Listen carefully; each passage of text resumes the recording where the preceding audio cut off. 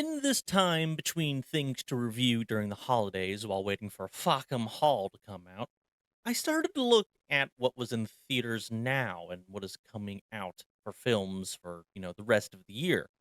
And as I'm sure you all know, Wicked 2 is out, and other than the mostly cringe press tour, it's probably going to make a lot of money.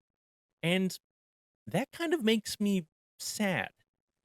Not because I have anything personal against Wicked or that I want the movie to fail or anything.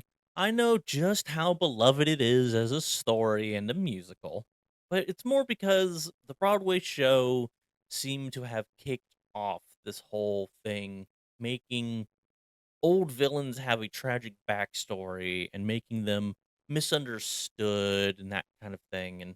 And with this movie doing so well, I'm afraid Hollywood will double or triple down on that.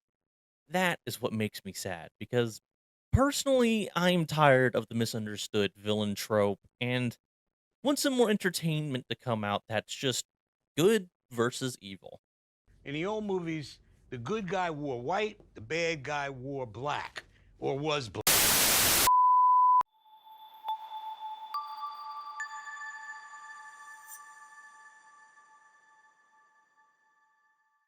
So hopefully this will be a quick put my thoughts out there on the internet to be judged and criticized kind of thing with a long shot of being agreed with or even viewed. But I miss the time of good versus evil. I miss the time of Lord of the Rings where Sauron was just a dark lord and the epitome of evil.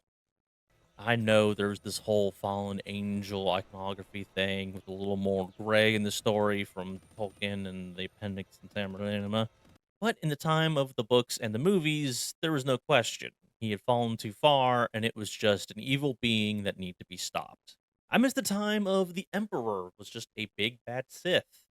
Yeah, Vader had the tragedy, and thanks to Luke being able to sense some good into him, he was able to make the turn and sacrifice himself in the end. But still, there was just a big baddie that needed to be stopped with the Emperor. Indiana Jones, he fought Nazis. No explanation needed with that. Die Hard, Hans Gruber was a terrorist after money. Great character, but not a good guy. Voldemort from Harry Potter, pretty unredeemable bad guy. The Predator, that was just a bloodthirsty hunting monstrous alien. And in the alien, they were just a brutal creature, just trying to populate and not potentially become a loyal puppy dog. You know, the good old days. I don't need to see how the puppy skinning monster Cruella de Vil was just a girl that rose through the ranks of a fashioning world in order to get revenge on a different, arguably just as evil fashion lady whose Dalmatians chased her mother off a cliff. She wants to skin puppies and wear them as clothes. Yeah, I don't care about her backstory. I want John Wick to Baba Yaga her ass. I don't care about Maleficent's failed relationships and betrayals. She is evil dragon, witch bitch, and she gets what she deserves. I know this trend has been going on for a while, so I'm not saying anything new here, but it seems like we're just about at the crossroads of if the trend will start to teeter out or get doubled down on. Wicked has been around for a long time. It is very popular with women, Broadway lovers, and theater kids. So it's actually kind of surprised it took this long for a movie to be made. But the musical showed that when marketed to the right audience and with good word of mouth, a villain's misunderstood POV can be very successful. Then along came Thanos and Infinity War.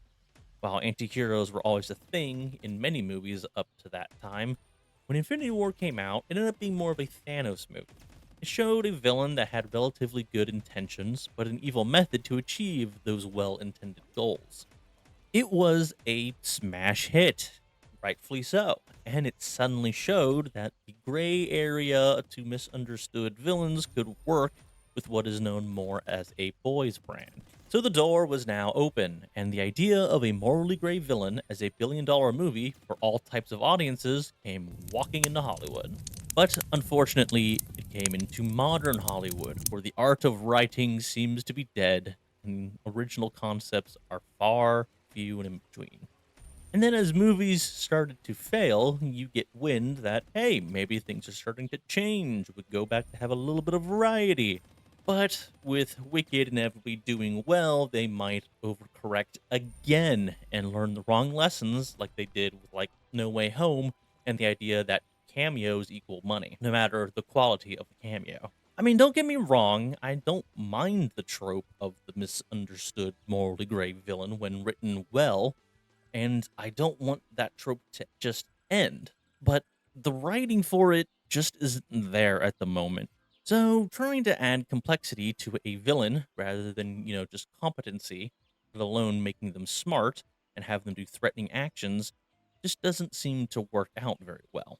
Let's just get back to the basics and focus on creating a good hero, doing the hero's journey, and have them face just a villain that challenges them, which I know seems pretty hard to you, Hollywood writer who's totally watching this nothing video by a tiny YouTube channel. Hard because you have no real life experiences and hardships to draw upon, and you have the lack to do the research into the people that actually have seen the world and maybe talk to them. And you have that just nagging desire to make everything political and close minded so you don't even begin to comprehend the rationality of different ways of life and thought, in fear that you might take it as the opposite political aisle. But, anyways, the reason why modern movies are such lower in quality is a long list, and the misunderstood villain is necessarily on it. But aspects that lead to it are taking established IP and just doing prequels, sequels, or now the new villain POV from that IP seems to be some of the bigger trends. And studios are being bought up by other studios or companies like Amazon and Apple. This also contributes because now there are less movies coming out. So, statistically, there will be less risks taken since you need more core movies to make your money for the year in case the gamble doesn't pay off. But still, I think if budgets can come down and more pride can be taken in the writing process, then it's still possible to get more movies and take more risks and do something a little bit new. I think this would help the morally gray villain trope as well. Because of the more variety out there, people like me can pick and choose what they want. And once they get tired of the simple, nothing evil bastard, they can go to a more complex villain or vice versa. That is something I think that is helping anime beat everyone. Anime has more tropes than Western media by a long shot, and you can get carbon copies of shit all the time. Like, there are dozens of isekai, harem, fan service animes coming out every year, but you also get lots of variety to pick from as well. Like Demon Slayer, it is a big success, and they give all the demons tragic backstories for the main character to cry about after he kills them. And then you have something like Frieren, where the demons trying to have tragic stories, but Frieren knows it's all bullshit and just kills them all on the spot because the demons are just evil pieces of shit. Both are very good shows in their own right. And I think Hollywood needs to take some lessons from anime and not trying to infect it with its ideals. Although that will inevitably happen with how popular and profitable anime has become. Hollywood can't help but grab it and interject themselves. But honestly, for now, I think anime is a little bit lower down the totem pole of Hollywood grabbing. For now, I think we need to keep an eye out because it seems like video game adaptations are the next big things. And I do not need complex, misunderstood POV movies from creatures that were just cannon fodder grunts in a video game. That's about it. More and more choices and things to watch. I want a variety of villains again. I want the simple bad guy, from terrorist wanting money and Dark Lord wanting everything, and all the shades of dark and gray and night and all bad and evil and all that's in between. So you know what? Good on you, Wicked, for doing so well. I know I'm not your target audience, so I hold no ill will. But if you teach Hollywood the wrong lesson, I might hold a grudge. And if any of you out there go to see Wicked 2 and see a bunch of what you think are theater kids walking out before your showtime starts, make sure to disinfect the seat before you sit down. So, yeah, with that, like and subscribe, I guess.